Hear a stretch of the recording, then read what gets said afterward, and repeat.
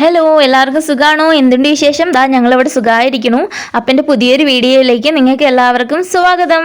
അപ്പം ഞാൻ ഇന്ന് എൻ്റെ വീഡിയോയിൽ ചെയ്യാൻ പോകുന്നതെന്ന് വെച്ച് കഴിഞ്ഞാൽ എൻ്റെ ഡെയിലി റൊട്ടീനും ക്ലീനിങ് റൊട്ടീനും അതുപോലെ ഞാൻ എങ്ങനെയാണ് എൻ്റെ വീട് ചിട്ടയായിട്ട് മെയിൻറ്റെയിൻ ചെയ്യുന്നതെന്നൊക്കെ ഉൾപ്പെടുത്തിയിട്ടുള്ളൊരു വീഡിയോ ആണ്.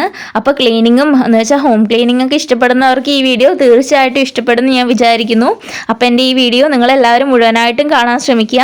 അപ്പോൾ എൻ്റെ ചാനൽ ആദ്യമായിട്ടാണ് നിങ്ങൾ കാണുന്നതെന്നുണ്ടെങ്കിൽ എൻ്റെ ചാനലിലൊന്ന് സപ്പോർട്ട് ചെയ്യുക, ഒന്ന് സബ്സ്ക്രൈബ് ചെയ്യുക. അതുപോലെ എൻ്റെ വീഡിയോയ്ക്ക് നിങ്ങൾക്ക് എന്തെങ്കിലും അഭിപ്രായങ്ങളും കാര്യങ്ങളൊക്കെ പറയാനുണ്ട് എന്ന് വെച്ച് കഴിഞ്ഞാൽ എൻ്റെ പോരായ്മകൾ എന്തെങ്കിലും ഉണ്ടെങ്കിൽ വീഡിയോയ്ക്ക് വല്ല പോരായ്മകളും കാര്യങ്ങളും ഒക്കെ ഉണ്ടെങ്കിൽ അതൊക്കെ ഒന്ന് കമൻറ്റിലൂടെ അറിയിക്കുക.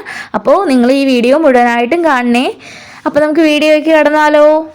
ഇന്ന് എനിക്ക് ഒരുപാട് പണിയുള്ളൊരു ദിവസമാണ്. അപ്പം ഞാൻ ഇന്ന് ആദ്യം തന്നെ ബെഡ്റൂമിൽ നിന്നാണ് പണിയൊക്കെ ചെയ്ത് തുടങ്ങുന്നത്. എനിക്ക് ഒത്തിരി തുണിയൊക്കെ മടക്കാനുണ്ടായിരുന്നു.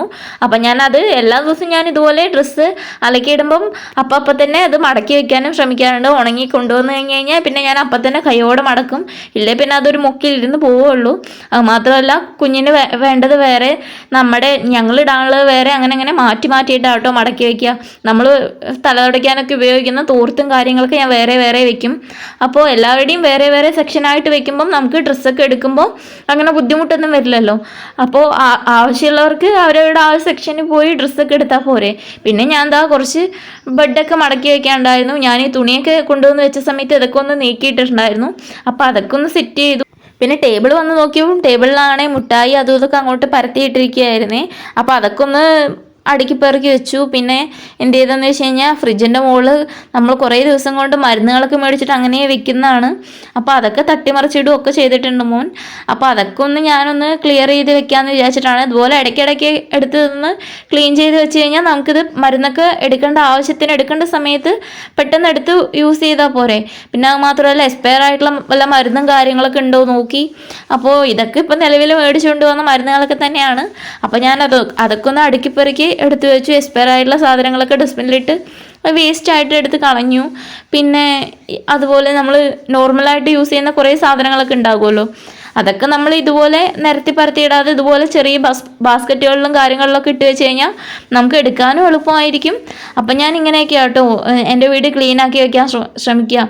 ഇതുപോലെ ബാറ്ററിയും കാര്യങ്ങളൊക്കെ ഉണ്ടായിരുന്നു. അതൊക്കെ ഞാൻ ഒരു ബോക്സിനകത്തും അതുപോലെ മരുന്ന് ഒരു ബോക്സിനകത്തും ഒക്കെ ആക്കിയിട്ട് ഇങ്ങനെ സെപ്പറേറ്റ് ആക്കി വെക്കുകയൊക്കെ ചെയ്തേ. അതിൻ്റെ ഇടയിൽ കൂടെ മോൻ വന്നിങ്ങനെ ഇടയ്ക്കിടയ്ക്ക് ഓരോന്ന് വരകി എടുക്കുന്നൊക്കെ ഉണ്ട്. അത് കുഞ്ഞുങ്ങൾ അങ്ങനെയൊക്കെയാണ്.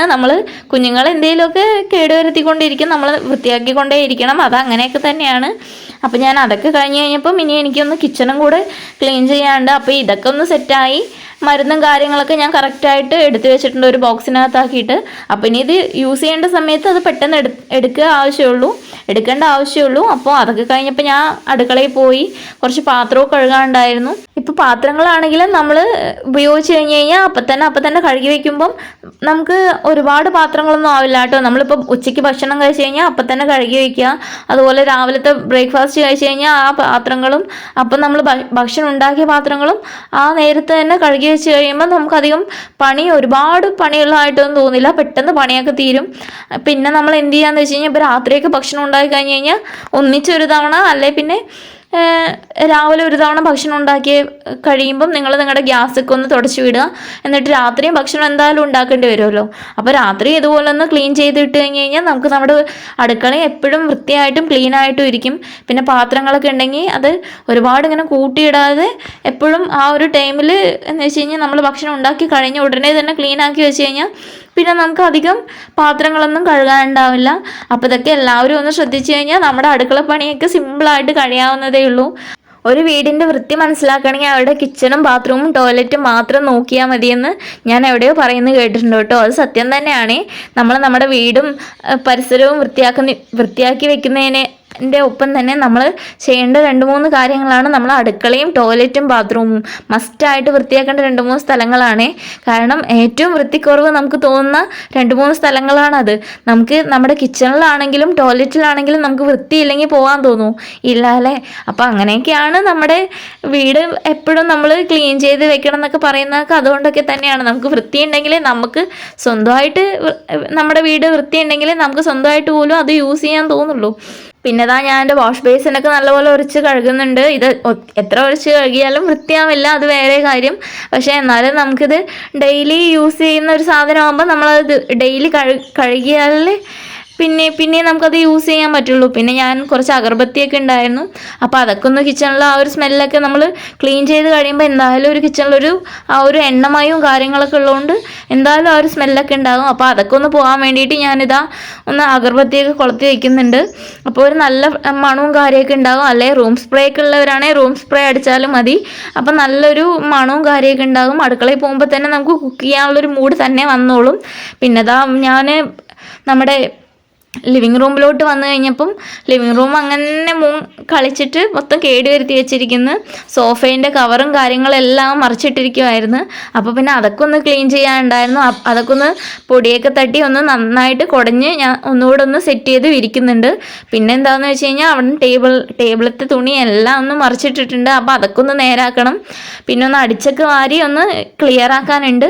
ഞാൻ ഇതെല്ലാം അടിച്ചു വാരി തുടച്ചിട്ടിട്ട് പോയതാണ്. ഞാനൊന്ന് ബാക്കിയുള്ള റൂമൊക്കെ ഒന്ന് ക്ലീൻ ചെയ്ത് വരുമ്പോഴേക്കും മോൻ്റെ ഫ്രണ്ട്സും കൂടെ വന്ന് എല്ലാം അങ്ങോട്ട് അലമ്പാക്കി വെച്ചിട്ടുണ്ട്. ഇനി അതൊക്കെ ഒന്ന് അടിച്ച് തുടച്ച് ക്ലീൻ ചെയ്യണം. അപ്പോൾ ഇങ്ങനെയൊക്കെയാണ് എൻ്റെ ഡെയിലി ക്ലീനിങ് റുട്ടീൻ എന്ന് പറയുന്നത്. നമ്മൾ എല്ലാ ദിവസവും ക്ലീൻ ചെയ്തില്ലെങ്കിൽ പോലും ആഴ്ചയിൽ 2 ദിവസമെങ്കിലും നമ്മുടെ വീട് സ്ഥിരമായിട്ട് ക്ലീൻ ചെയ്യുവാണെങ്കിൽ ആ ഒരു വൃത്തി എന്തായാലും നമ്മുടെ വീട്ടിനുണ്ടാവും. അപ്പോൾ ഈ വീഡിയോ നിങ്ങൾക്ക് എല്ലാവർക്കും ഇഷ്ടമായിട്ടുണ്ടാവും എന്ന് വിചാരിക്കുന്നു. അപ്പോൾ ഞാൻ വീണ്ടും നല്ല നല്ല വീഡിയോസൊക്കെ ആയിട്ട് വരുന്നതായിരിക്കും.